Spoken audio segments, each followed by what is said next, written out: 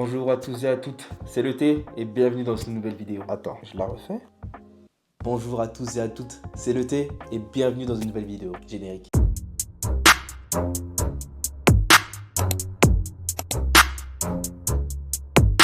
Alors ça fait bizarre, ça fait trop bizarre déjà de ne pas mettre le masque. En vérité, j'ai beaucoup réfléchi, je me suis dit, en fait ce masque il me fait plus chier qu'autre chose, désolé les gars. Mais il me saoule, il me casse la tête. En fait, moi je suis quelqu'un, j'aime trop vlogger. Et le fait de le mettre dehors, à des endroits, etc., mettre un masque ou mettre une cagoule dehors, c'est hyper compliqué à gérer. Sachant que si tu vas dans des endroits comme Dubaï ou là bientôt je vais vous amener dans un endroit surprise les gars, surprise. Je vais vous amener dans un endroit de ouf et dans l'endroit dans lequel je vais vous emmener, je vais pas pouvoir mettre la cagoule ou un masque, non c'est impossible. Ça va créer de gros problèmes. Vous allez comprendre pourquoi le jour où je vais vous montrer tout ça en fait. Le jour où je vais vous montrer la surprise que je vous prépare, vous allez voir. Alors cette vidéo, elle est dédiée à une story time. J'aimerais vous raconter en fait une histoire qui m'est arrivée il y a de cela pas si longtemps que ça, quelques années, mais j'aimerais la raconter à ma sauce. Après, chacun sa manière de voir les choses. Moi je suis quelqu'un de très franc et honnête. Tout ce que je vais vous dire sort de la bouche de quelqu'un qui dit la vérité. Alors, la story time va parler en fait d'une histoire qui m'est arrivée quand j'étais dans une église. Si vous voulez, moi j'ai fait beaucoup d'églises. Je sais pas si vous connaissez Charisma Chartres ou Charisma en général, c'est l'une des plus grandes églises de France. C'est une église qui a énormément de fidèles. Parce que je suis désolé,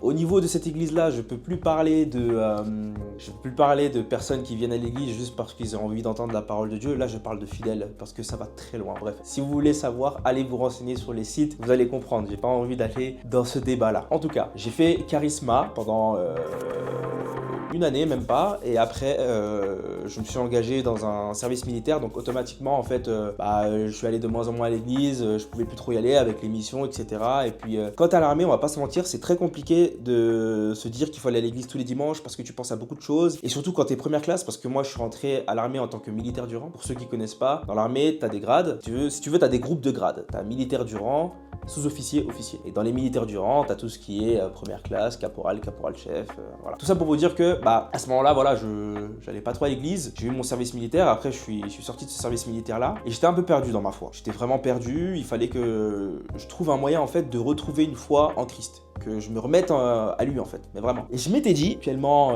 t'es en reconversion professionnelle, parce que quand t'arrêtes l'armée, tu tombes dans une reconversion. J'avais besoin en fait de me ressourcer, de retourner à la base, à la source de tous mes problèmes, de me recentrer, parce que je commençais à me perdre. Donc automatiquement, je me suis dit, pourquoi pas faire une rencontre. À la base, je voulais faire une retraite, mais si vous voulez, ça se passe par étapes. Donc je me suis dit, pourquoi pas faire une rencontre.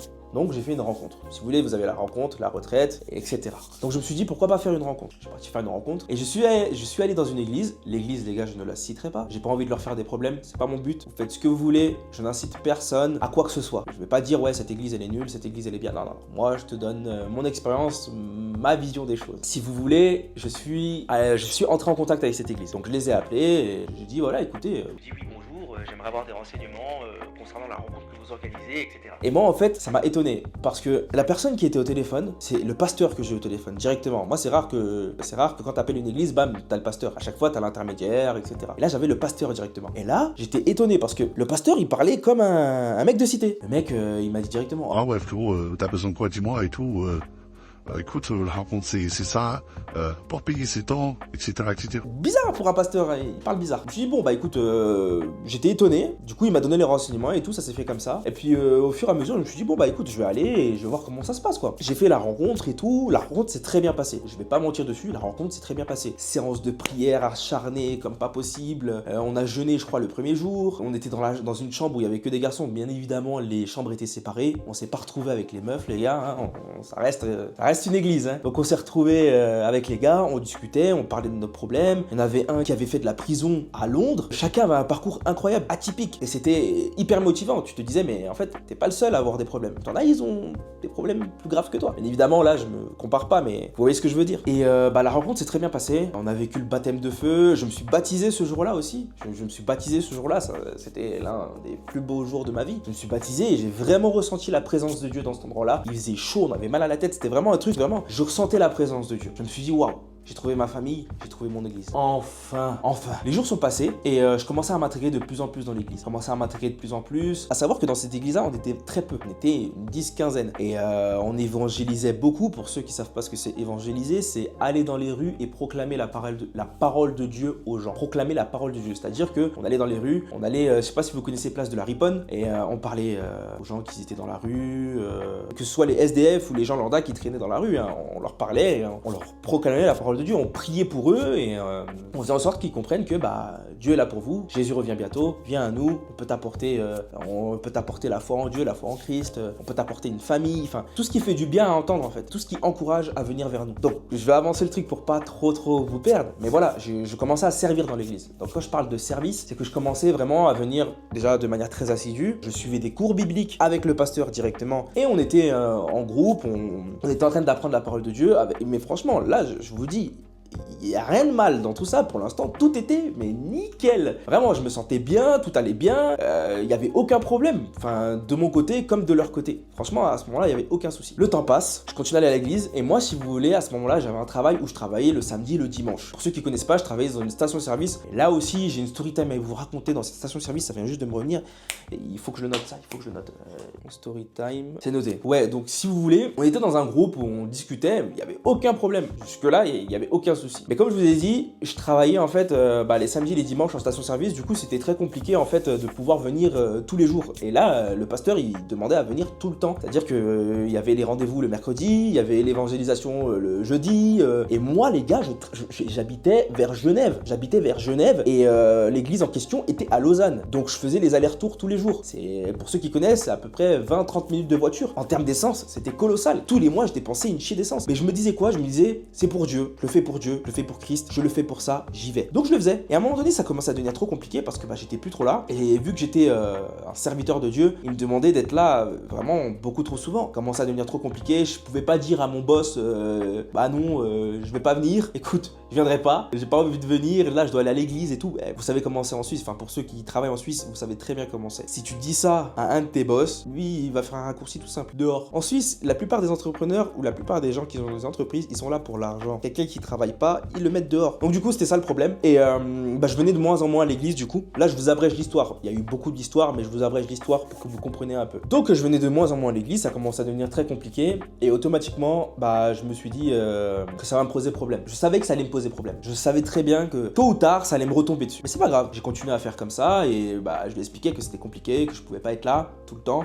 Je travaille et tout, et j'ai besoin de cet argent pour payer mes factures. Si vous voulez, c'était une époque de ma vie où c'était très compliqué. C'était une phase de ma vie hyper dure. Je mangeais des boîtes de conserve, je comptais les centimes, à la fin du mois c'était chaud, j'étais pas bien. C'était une phase de ma vie hyper compliquée. Et au fur et à mesure, en fait, il a vu que je venais de moins en moins. Et un jour, il m'a envoyé un message. Bon, bien évidemment, je vais pas dire les messages mot pour mot, je vais dire à peu près, parce que j'ai pas non plus envie que ça lui attire des problèmes ou quoi. Enfin, moi, c'est pas mon délire. Je raconte cette histoire tout simplement pour prévenir les gens, faire attention et tout. Mais voilà, chacun son histoire. En fait, il m'a envoyé un message, il m'a dit voilà, écoute, t'es pas là, t'es pas souvent là, je comprends pas, explique-moi ta situation, pourquoi tu viens pas et tout. Je dis écoute, moi je travaille pratiquement tous les jours, les samedis, les vendredis, venir c'est compliqué quoi. Et station-service, les gars, je sais pas s'il y en a qui travaillent en station-service, je travaillais bon après moi ce qu'ils faisaient c'était un peu de l'illégal. Bref, je travaillais de 5h du matin à 13h30. Ça c'était le matin. Le soir, tu travailles de 13h30, tu finis à 22h30. Et des fois même ils te faisaient une dinguerie, tu faisais le soir, donc 13h30, 22h30, et tu reprenais le lendemain à 5h30, ou 5h, je sais plus. Et ça, il me le faisait très souvent, parce qu'il savait que moi j'étais motivé, tout ce que je voulais c'est gagner de l'argent, il me le faisait hyper souvent. Mais les gars, vous vous rendez pas compte, j'étais mort, j'étais KO, et je gagnais mais rien. Pour ceux qui travaillent en Suisse, je vais vous dire mon salaire. Moi je suis hyper transparent. Quand je travaillais en station-service, j'étais à 2900 francs par mois. Les gars, c'est rien du tout. Je gagnais mais rien, que dalle. Vraiment, les gens qui travaillent en Suisse, ils vont comprendre. Bref, du coup, il m'a envoyé un message, il m'a dit écoute, tu viens de moins en moins à l'église, je comprends pas et tout, explique-moi la situation. Je lui ai expliqué la situation. Et de là, en fait, je vais vous la faire courte. On s'est embrouillé. Et je me suis dit, mais je peux pas m'embrouiller face à un pasteur. Et moi, je lui ai dit ces 4 vérités. Je lui ai dit tout simplement, écoute, moi, je peux pas venir tout le temps, je travaille, j'ai besoin de cet argent. Je peux pas faire ce que tu me demandes, c'est compliqué. Venir évangéliser les jeudis, venir à l'église le dimanche, venir à l'église, venir chez toi pour faire les études bibliques le mercredi. Enfin, tout ça, c'est hyper compliqué pour moi. Ça me demande beaucoup trop d'efforts, beaucoup trop d'argent. Il m'a dit, ouais, mais Jésus suivait ses disciples pour les disciples de Jésus ont abandonné leur vie pour suivre Jésus. Mais mec, on est dans quel monde là? De quoi tu me parles? Je dis pas que tu te compares à Jésus, j'ai jamais dit ça. Je dis pas qu'il se compare à Jésus. Je dis juste que là, il va trop loin. Genre, on est dans un monde aujourd'hui où on a besoin d'argent. Si t'as pas d'argent, t'as plus rien. Les gens, ils savent très bien comment c'est en Suisse. Si t'as pas d'argent, poursuite, tu peux pas avoir d'appart, tu peux pas avoir de taf, c'est hyper compliqué. Moi, j'ai pas envie d'en arriver là. Donc, ça commençait à devenir trop compliqué. Moi, même si à ce moment-là, bah, j'étais frontalier et tout, mais j'avais pas envie d'arriver aux poursuites pour des assurances maladie que j'avais pas payées, pour plein de choses et tout. Enfin, ça commençait à devenir beaucoup trop compliqué. Et si vous voulez, en fait, bah, on s'est embrouillé, on s'est pris la tête et il m'a viré du groupe de serviteurs. Et de là, bah, moi, en fait, je comprenais pas pourquoi. J'ai dit, mais je savais pas que c'était possible qu'on puisse te virer du groupe de serviteurs. Et il disait, ouais, mais Jésus-Christ était violent avec ses disciples, du coup, je serais violent avec toi. Je suis obligé de te demander de partir du groupe de serviteurs, tu feras plus partie du groupe de serviteurs, tu serviras plus à l'église et tout, t'es jamais là, etc. Tout ça. J'étais là. Je peux pas donner ma vie, je peux pas donner ma vie, je peux pas te donner ma vie, c'est pas possible en fait. J'ai des choses à faire, j'ai des factures à payer, et ça il faut que tu le comprennes. Et on s'est pris la tête de fou. Et vraiment, on a failli en venir aux mains. Heureusement qu'on n'était pas en face à face, mais sinon on en serait peut-être venu aux mains, tu vois. Et moi je me suis dit clairement, je peux pas en venir aux mains avec un pasteur, c'est pas possible. Vraiment là je trouve que dans ma tête, je vais trop loin déjà. Je me suis dit je vais trop loin, je lui ai dit des choses un peu déplacées, il y a beaucoup de choses que je lui ai dites qui sont pas bonnes et tout. Je me suis dit ça va trop loin. Et clairement il m'a dit bah écoute, je serai obligé de te demander de partir du groupe de serviteurs. De là on s'est pris la tête et tout, et je me suis dit bah en fait j'ai plus rien à faire dans cette église. Pour un truc comme ça où je lui explique ma situation, c'est compliqué, j'ai pas de sous, c'est dur tous les jours, je travaille, je me donne à fond, mais je gagne rien, et lui il a le culot de venir me voir et me dire écoute t'es jamais là, tu viens pas et tout, ok ta situation elle est comme ça, et ok c'est comme ça, mais moi je te vire du groupe de serviteurs. Ok bah écoute, je viendrai plus dans ton église, je me prends pas la tête. Et puis dans cette église je voyais que c'était assez compliqué, il y avait beaucoup de femmes dans cette église, je vais pas parler d'elles parce que elles ont rien à voir dans l'histoire, mais moi je vais pas me mentir, j'attirais beaucoup les femmes dans cette église. Hein, je peux pas me lancer des fleurs, mais j'attirais certaines femmes dans cette église. Et j'avais cette réputation, comme j'ai eu dans toutes les églises que j'ai faites, c'est un truc de fou, j'avais cette réputation d'homme en fait qui attirait les femmes. Le pasteur à un moment il m'a dit ouais, tu sais que t'es beau et tout, fais attention, t'es une occasion de chute. C'est ça qu'il m'a dit, tu es une occasion de chute. J'étais là mais c'est pas possible, je vais m'habiller comment? Sac poubelle? Du coup automatiquement, bah je me suis dit vas-y, pourquoi pas être clair avec les femmes et de leur dire écoutez moi je suis pas intéressé et tout, mais ça change rien. Une femme qui a envie de venir vers toi, elle viendra vers toi de toute façon. Et le pire c'est qu'une femme quand tu lui dis tu n'es pas intéressé, elle va quand même venir, genre ça va lui donner envie de venir encore plus. Après ça dépend si t'es en couple et tout, normalement elle respecte. Mais quand t'es célibataire et que tu leur dis ouais t'es pas intéressé, je sais pas, elles ont un surgain d'énergie, elles vont quand même vouloir venir te voir. Et c'est vrai qu'il y avait beaucoup de filles dans cette église qui venaient me voir et tout, et suite à cette embrouille que j'ai eu avec le pasteur, je commençais à avoir une réputation un peu de mec n'était pas bien, tu vois. J'ai dit ok tranquille cool. Et un jour il y avait une fille comme ça, moi si vous voulez je ramenais beaucoup de gens chez eux parce que j'avais ma voiture et je ramenais beaucoup les gens chez eux. Et bah écoutez, bah moi je peux ramener un tel et tout. Et il y avait une fille qui venait juste d'arriver à l'église. Je lui ai dit écoute, si tu veux, je peux te ramener. Et il y avait une autre meuf qui était déjà à l'église. C'était sa copine. Elle a ramené sa copine à l'église. Et moi je dis bon écoute, t'as pas ta voiture, je ramène ta copine chez elle, y a pas de souci, tu vois. Et il y avait tout, il y avait pas que moi dans la voiture. Il y allait pas avoir que moi et la fille. Il y avait des gars aussi à moi, etc.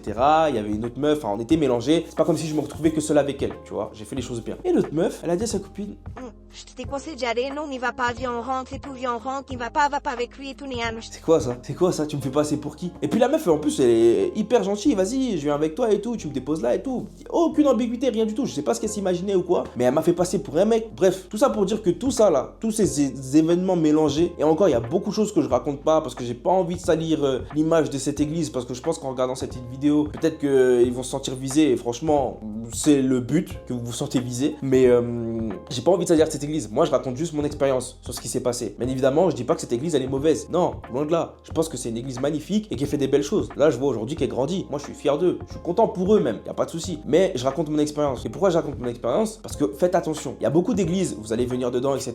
Ils vont vous parler de la parole de Dieu. Ouais, on est une famille, on est comme ça et tout. Du jour au lendemain, ils peuvent vous dire ciao. Moi, je me suis fait virer de cette église. C'est comme ça que je l'ai ressenti. Je l'ai ressenti comme si tu m'as dit, vas-y, frère, dégage. Genre, dégage de l'église. T'es jamais là, tu viens pas, t'es pas assidu. Écoute, taille. Mais depuis quand en fait dans un club de foot, tu viens, tu t'entraînes, tu viens pas assez à l'entraînement et lui il te dit écoute dégage du club de foot. Depuis quand? Tu payes ta licence et tout et il te dit ciao. Sachant que dans cette église là en fait il mettait beaucoup la pression sur les offrandes, les dîmes, etc. La dîme c'est 10% de son salaire. Et eux ils voulaient absolument qu'on donne ce 10% là. Et frère, quand t'as pas beaucoup de revenus, donner 10% de ton salaire. J'ai gagné 2900 francs, 10% de 2900, c'est 290 francs. Donc 290 francs tous les mois, frère. Et il fallait donner l'offrande et tout aussi. Il faut dissocier la dîme de l'offrande. C'est deux choses différentes. Ça veut dire que dans la semaine, dans le mois, tu donnes ta dîme, dans la semaine, tu donnes ton offrande. Et tout le temps, tout le temps, tout le temps. Bah, les gars, ça commence à devenir compliqué. Donc automatiquement, voilà, il m'a viré de cette église. Moi, je l'ai ressenti comme ça. Je me suis pas pris la tête avec lui. Il est revenu plusieurs fois pour me dire, écoute, voilà, reviens à une rencontre, reviens à ça. J'espère que tu reviendras bientôt, fils et tout.